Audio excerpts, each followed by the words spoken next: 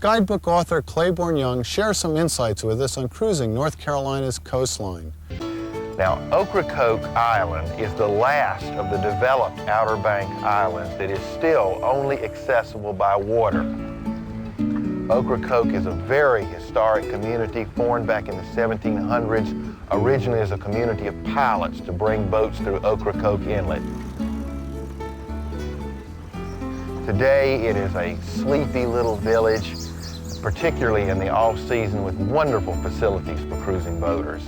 You can anchor in Silver Lake Harbor, or you might choose to dock at the fixed concrete National Park Service piers, which are free and open to all boaters, though there is a small charge for power connections. Though they've circumnavigated the globe and sailed around the Horn, they knew very little about these local waters. So this winter, they set out to cruise the bay.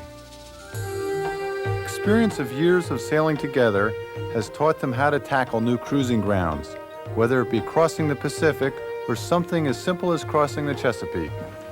We've decided to leave Spar Creek, where Annapolis is, and then down and across Chesapeake Bay to the Wye River.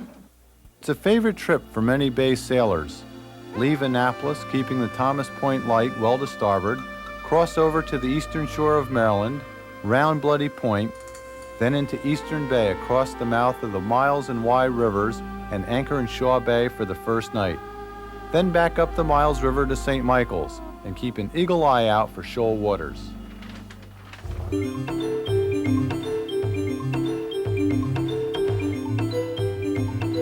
It doesn't take long for the Ross to set sail, leaving Annapolis and the Naval Academy behind.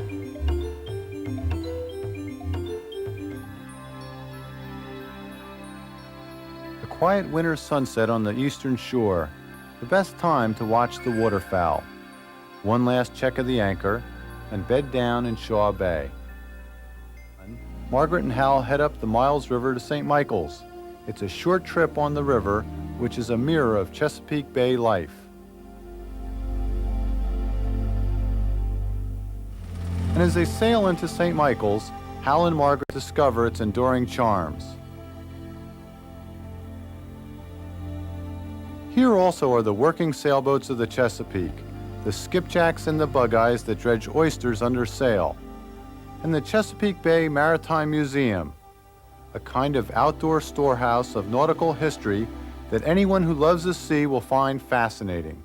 We're here on Martha's Vineyard in the heart of New England's prime cruising waters aboard a Contest 35 owned by Martin and Edie Van Breems. We caught up with Martin and Edie midway on their cruise this summer from Connecticut to Maine, and they're going to be our guides for a trip from Marion, Massachusetts to Cape Cod's offshore islands.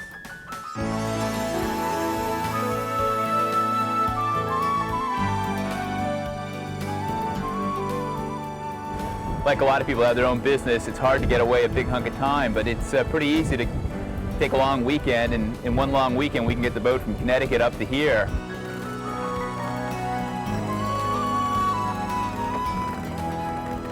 We'll be starting our trip in Marion, Massachusetts. It's important to realize that you've got the Elizabeth Islands, which are extending from Woods Hole on out to Cuttyhunk.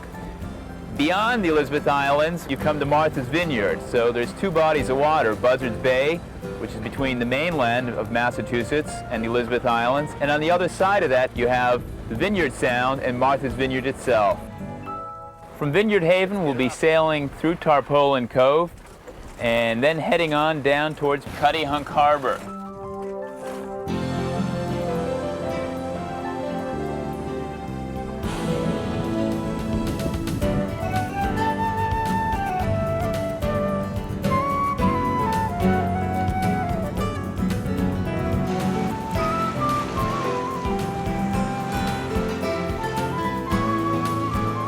For our last story in Sailing Quarterly, I'd like to introduce John Romanier. John is the author of Fastnet Force 10, the Annapolis Book of Seamanship, and several other books and videos on sailing. When people speak of Maine, they speak of down east, and the reason is that Maine is not laid out north and south the way many people think. It's laid out east and west.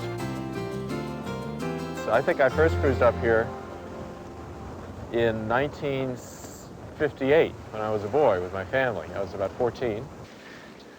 This is pretty rugged, wild territory. A lot of granite, a lot of isolated bare islands that are barely habitable even during the summer because it's so windy and chilly up here.